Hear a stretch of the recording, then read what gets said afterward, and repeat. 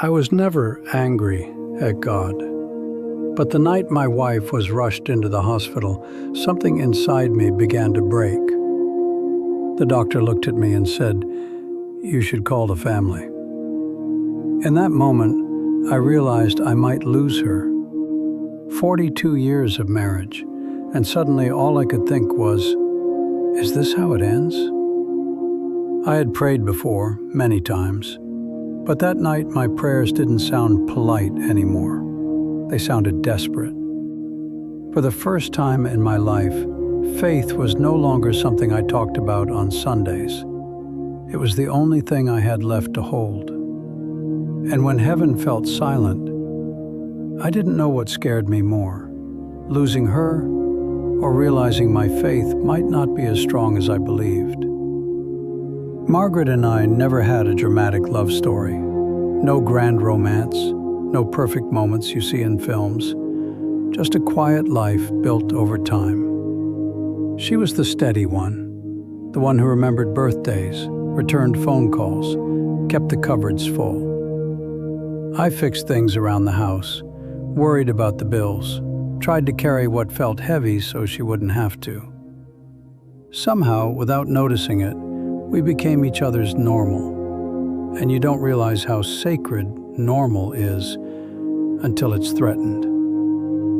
The phone rang a little after midnight. No one calls that late with good news. A calm voice told me an ambulance was on the way. Severe chest pain, trouble breathing. I don't remember grabbing my keys.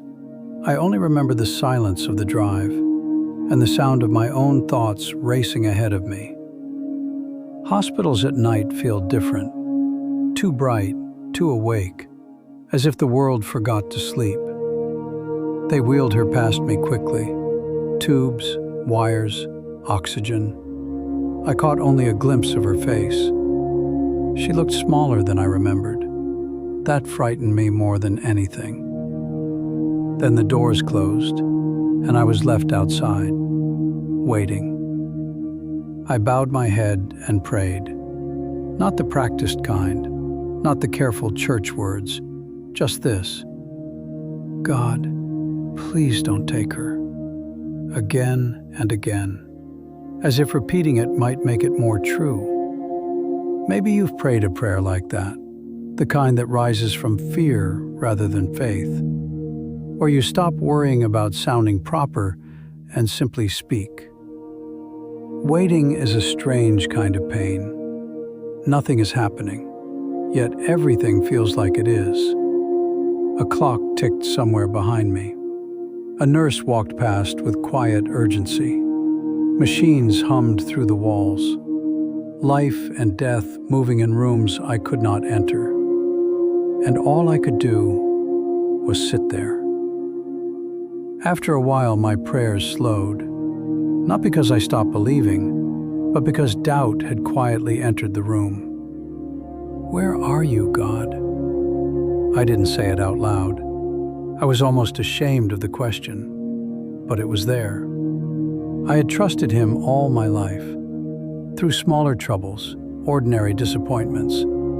Yet that night, He felt very far away. And faith feels different when it is standing in the shadow of loss.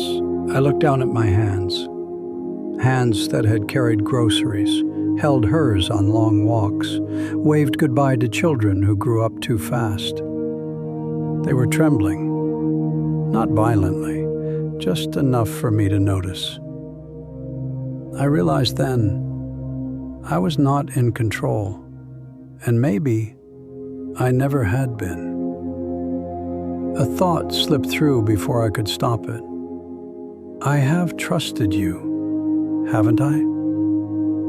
The words felt dangerous, because underneath them was something unfamiliar. Hurt.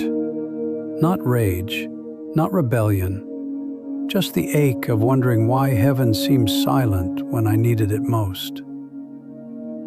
It is easy to speak about faith when life is predictable. It is harder when the future is being decided behind closed doors. Hours passed. Exhaustion settled into my bones. And slowly, my prayers changed.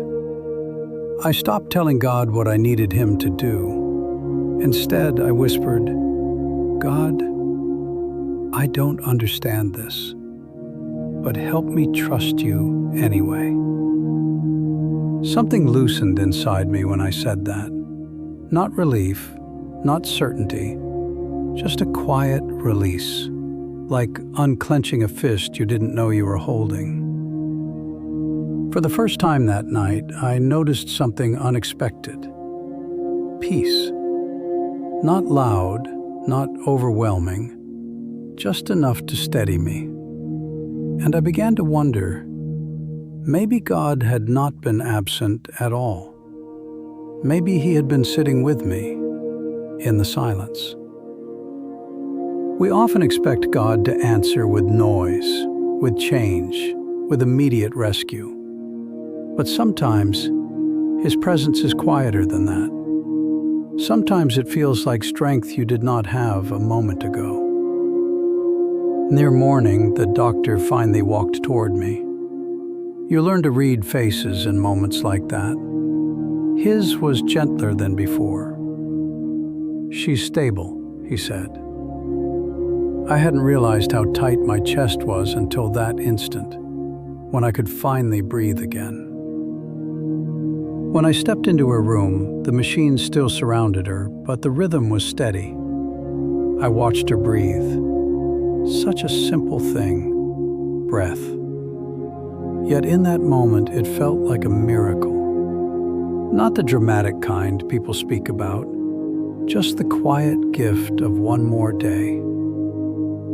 We went home weeks later. Life slowly returned to its familiar shape. Morning coffee, folded laundry, soft conversations across the table. But something in me was different.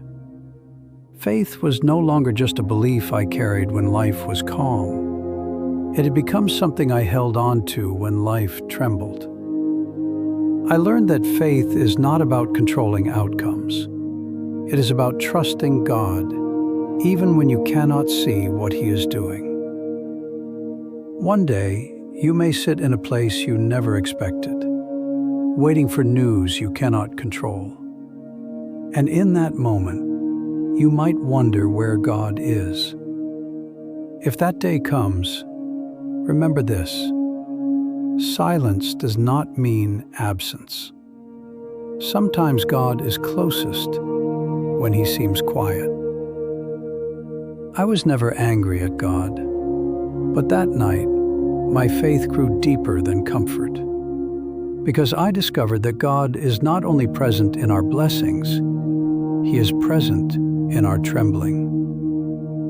So if you are walking through a silent season, keep trusting. Even there, you are not alone. If this story found you at the right moment, stay with us. There are more stories of faith to come.